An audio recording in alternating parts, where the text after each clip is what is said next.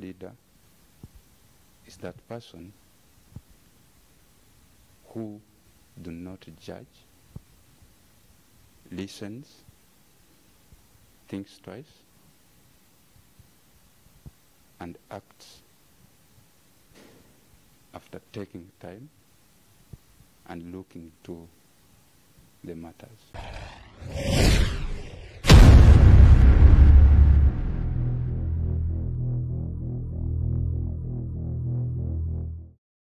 Thank you so much.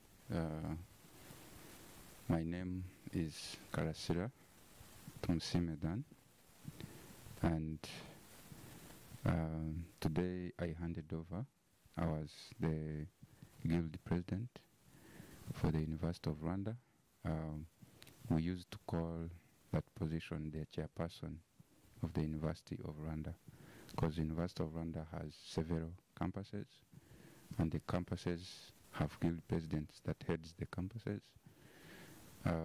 But after that, the guild presidents meets and selects one single guild president that will preside over the 9 campuses. So I've been the guild president for the Mera campus, and at the same time, I was the chairperson for the University of Rwanda Students' Union. Since when have you been elected as the chairperson of the University of Rwanda Students' Union? Yeah, I was handed over power like we did today, January. It was January 2019. That's when I started. That's when I claimed this position as the chairperson for the University of Rwanda Students' Union. Amazing. So it means it took you almost 2 years in leadership, and you have been leading students. How is the leadership of students different from any other kind of leadership? Yeah, well, like you mentioned, normally we serve 1 year in office, because before the outbreak of COVID-19, the academic year at University of Rwanda used to be 10 months. And then we could serve for 10 months. That is a complete academic year. And then hand over power to another person. But due to the impact of COVID-19 on education system, we had to stay in power, because we reached a moment and schools were closed, like we all know. And it took almost 7 months for schools to get reopened. So we were still working online, even though students were not at campus, but were studying online. So we could still preside over and follow up all the activities. So we served more extra months, 6 months on the period that we are supposed to serve. The leadership for students, I mean, it is not that much different from any other kind of leadership, but it has a slight difference.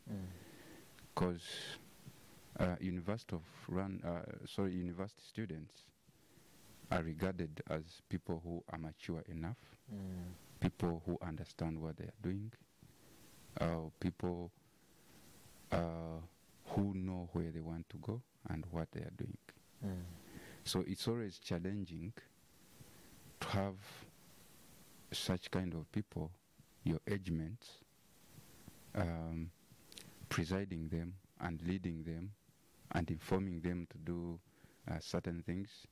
There's a moment where you find that the way they perceive things is so different, and maybe the way the university administration wants them to perceive them is not the way they perceive them.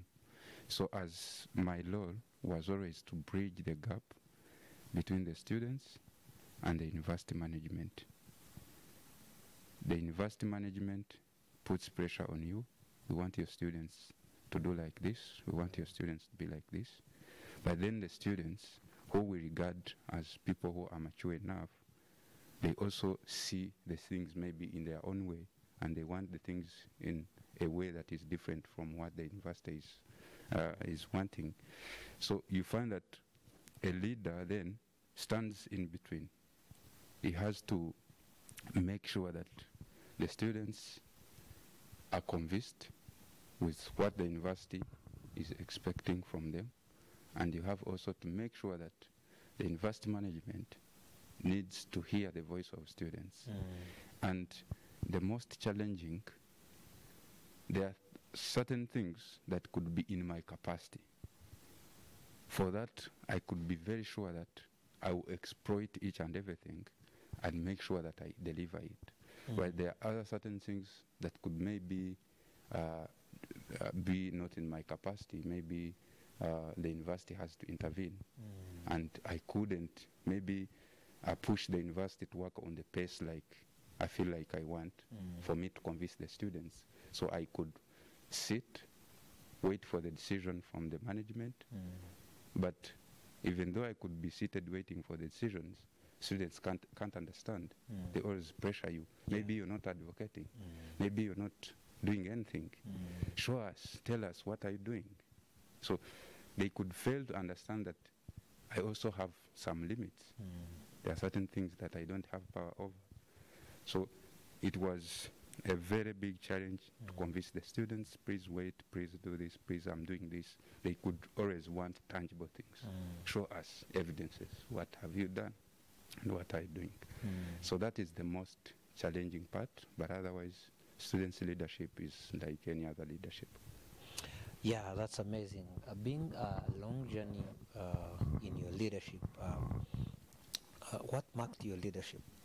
What do you think, even when you're not at the University of Rwanda, people will still remember Mr. President Dan with his team, they did this? Thank you so much. I mean, I don't think that I have that one thing that I can point out and say, you know, Thomas, I did this for the University of Rwanda. But what I absolutely believe is that at least in my capabilities, I've laid a legacy of students enjoying their rights at the university. Making sure that the students knows what the university owes them, and also the students knows what they owe the university. I've tried as much as I can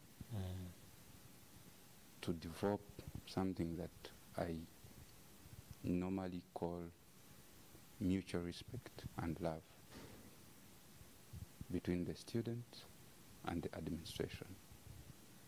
Meaning that all along my mandate, what I've been fighting for has been bringing the gap closer, the gap between the administration and the students. I've made sure that the university management understands that the students are the main beneficiaries of the university. And the administration of the university wouldn't be there if students were not there. So I made sure that the university management understands that they are there for the students. Yes. And everything they are doing should be in interest of students. What specially did you learn throughout your leadership? Learning as personally, what did you learn? Yes. Personally, I learned a lot of things, but what this leadership taught me was patience. Being patient for myself, being patient for my colleagues, being patient for the university management. I immediately wanted that kind of patience as a great thing that you learned. So as you're leaving office of the guild presidents in the University of Rwanda, of course, there are people who have immediately stepped in. What is your message to these people? So my message to my successors,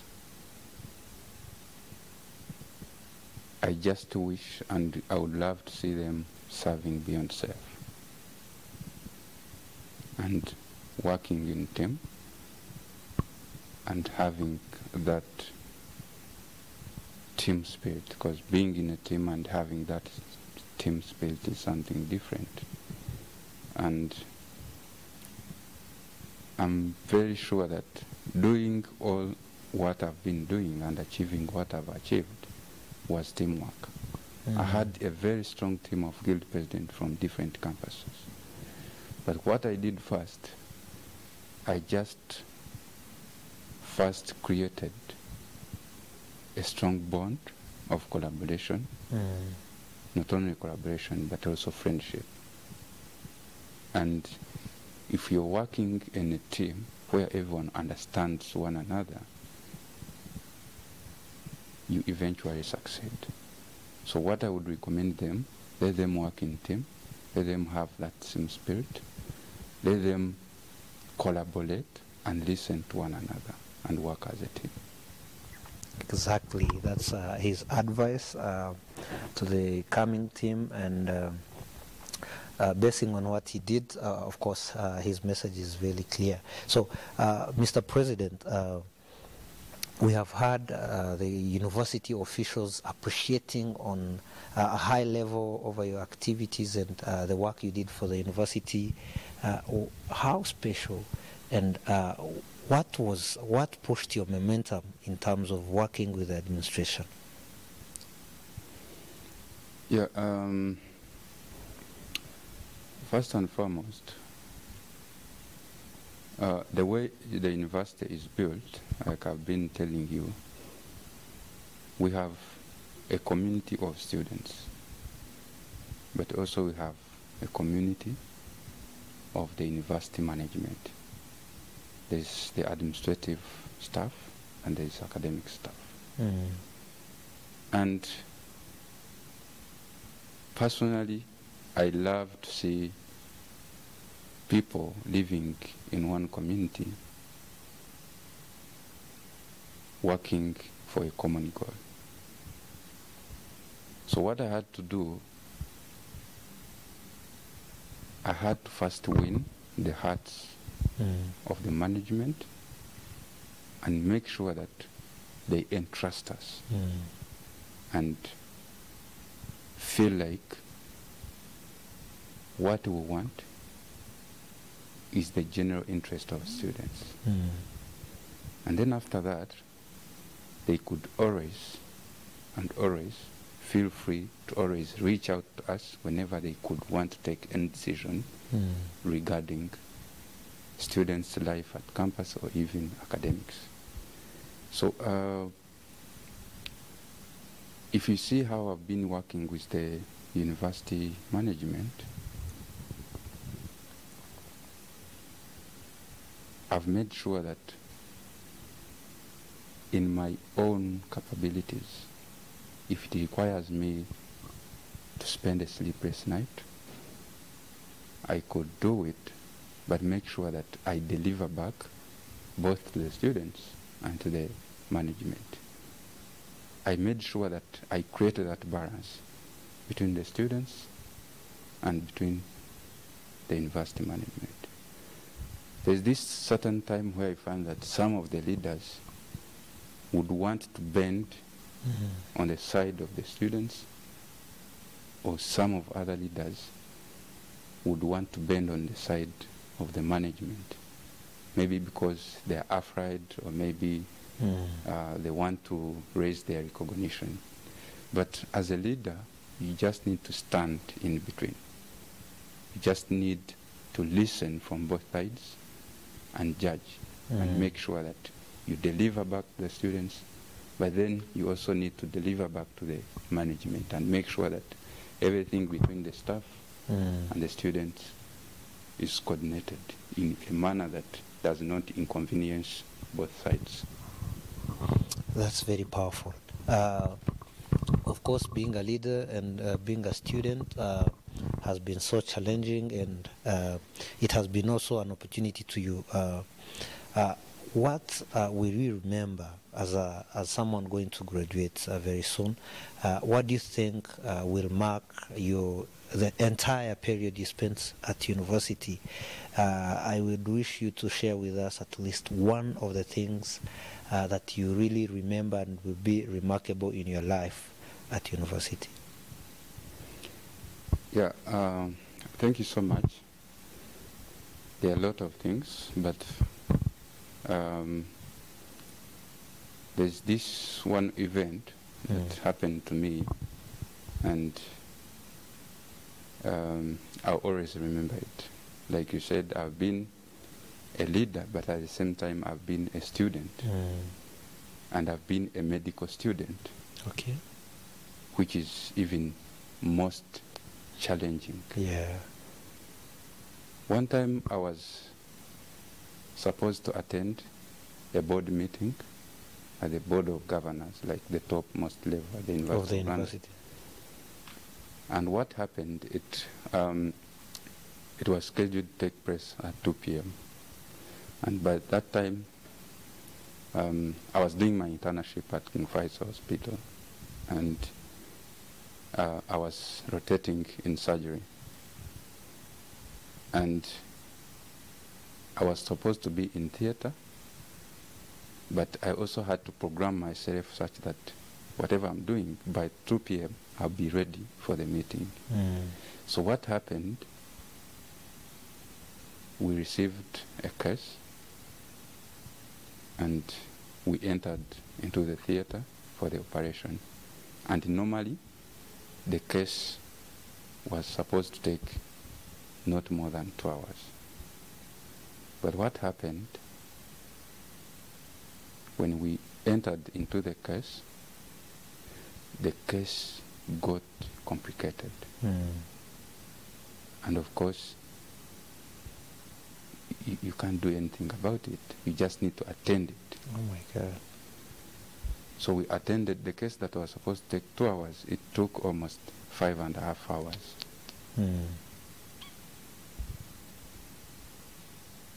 Because I had programmed myself, the case was supposed to get done by 12. It went beyond 2 p.m., 3 p.m., 4 p.m. When I came out, I found out that like everyone had called me, including the top management of the university. The DVCs called me. They even reached a time and had to call my principal at the college. What happened to Dan? Dan has not been doing this. He has been doing well. So what happened today? He did not communicate. He's not picking his call. Could you please follow up and tell us maybe what happened? So when he came out, I would also like to appreciate the management that even though we always students leaders, they give value more to what brought us to the campus. So I'm very thankful that when I came out, I explained the situation to the management, and they were like, oh, that's fine. Thank you and congratulations. Oh. Have courage, and you're doing a great work. We wish you luck. That's great. So there are a lot of certain events I can describe, but that was the most memorable, because I was just imagining how I had to attend a topmost level meeting and then missed out without even informing anyone. We would now like to get out of the academic journey and reach out to Dan out of his leadership position and out of the university. Dan is graduating. He has been inspiring so many people. He has been, as of course, we are here just because Dan has done so great, a great influence in his colleagues in the University of Rwanda. This is the right time for Dan to say something, of course, to the entire community of the University of Rwanda. Let's give you this time, whether a minute or for you to deliver any kind of message that Dan is leaving before getting out of the University of Rwanda. Yeah, thank you so much. First and foremost, I would like to thank the university. The University of Rwanda has been like a home to me, because I remember I joined in 2000, it was September 2015. That's when I began my first year at the University of Rwanda as a medical student. And all along this journey, I've been feeling at home while at the University of Rwanda. And of course, I would like to thank the university that has finally given me what I had come for. And that is, like you said, I'll be graduating soon, and at least I've managed to get away with my degree, my medical degree, and that is the most very important thing that I had come for. And I thank the university that I've eventually, despite all the challenges that were created by COVID-19, because we were supposed to have graduated, I think, in September 2020, but due to COVID-19, we kept pushing and pushing and pushing because it was challenging. We reached a time where we can't be able even to go for internships, so we had to hold on and wait until schools are open. So the period had to be extended, because you cannot get away before clearing the time you're supposed to be doing your internship. So we had to wait and then come back, complete the time that we are supposed to have done the internship. So despite all the challenges, I'm very glad and happy for the university management that we are eventually going to graduate and get away with what we had come for. And secondly, I would love to thank also the university management for their tremendous support.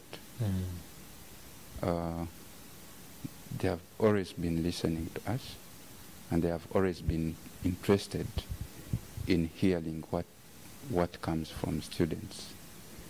And for that, I thank them, starting from our college. Our college principal has been so nice to us. Yeah. That's very great. I want us to conclude with Dan after school, Dan immediately in his career. What do you think will happen? What do you think should be the exact student that you led expectation once he finds you at your work as a doctor, as a medical practitioner? Yeah, thank you so much. Currently, the Ministry of Health have already deployed us, and I'm currently working at Kibagabaga District Hospital, and I think I'll be working there for almost a year, not until they deploy us again. And this is not only to the students, but as a medical doctor, we are trained to serve each and every person who comes to us. We just put ourselves into the shoes of the patients who are coming to us. We just imagine if it was me going to that person, what kind of service I would want to receive from that person. So that is me. I just want to let them know that whoever will come to me, whoever will find me at work, I'm still Dan. I haven't changed. I'll do what I can And of course, I'll apply what I've learned for the 6 years I've been at the university to make sure that I serve my colleagues, the students, and the Rwandans in general at my best. Mr. President, what do you do in your private time? Well, in my private time, what else? I'm always on the social media, of course. That's amazing. Last question. Who do you wish people to call you? It's a challenging question. As in... Either career-wise, either... but any favorite calling that you wish people to call you? The one that you feel of great interest? Do you wish people to keep calling you president? Do you wish people to call you a doctor? Do you wish people to call you just Dan as a friend? Do you wish people to call you our next leader? Well, I would love to hear all such kind of names, but I think what I'm most proud of is calling me a doctor. That's amazing. And it always makes me happy. Because, you know, when you're a medical student, people start calling you a doctor even before graduating. By then that now I've graduated, I'm very confident when someone calls me a doctor, and I'm like, yeah, yes, I'm really a doctor. And you're free, you can always call me that. Now this question has made me ask you the last question, which is, should we expect Dan practicing this leadership he has demonstrated in the few years ahead, either in government positions or any other position ahead? Well, I can't plan that. I will see myself going into leadership, but one thing I can tell you is that doctors are trained to always be leaders wherever they are. And if you're a doctor, you're already a leader, because that is what we are trained to do. You can only be a good doctor if you can do your expertise and apply your knowledge and skills and be able to exercise that leadership quality wherever you are and wherever you go. So I think I'll be in my expertise, but then I won't say I'm quitting leadership, because I'm trained to always be a leader wherever I am. Do you expect any kind of receiving like some offers of leadership? Of course, people would love to see you being appointed, do you have that in mind, like receiving such offers and admitting them? Honestly, I don't have that in mind, because what is in my mind now is seeing me being a specialist in a certain thing. But who knows? Yeah, sure. The president is saying, who knows? This makes me say, President, end with this. Who is a great leader to you? So, a great leader is that person who puts him or herself into the position of the person he is or he or she is leading. A great leader is that person who is able to foresee and anticipate. A great leader is that person who takes the people he's leading to wherever they ought to be, even though the people he's leading are not able to recognize that they ought to be there. So you just need to be vigilant, anticipate, foresee for the people you're leading. Some of the times they might not like what you're doing, but because you have foreseen and anticipated for something, they will love it after seeing where you've taken them and where they are. So a great leader is that person who do not judge, listens, thinks twice, and acts after taking time and looking to the matters. That's amazing. Looking to matters, judging, not judging, and anticipating, foreseeing, all make a great leader. That is Dan Tumusiime, a medical practitioner, currently a doctor, and at the same time, the former University of Rwanda Guild president. And right now, we've been with him at the campus, the Loan for Education, with while discussing over his journey of leadership. Mr. Dan, let's appreciate you. Thank you so much for being with us. Thank you so much. I God really bless you. appreciate it.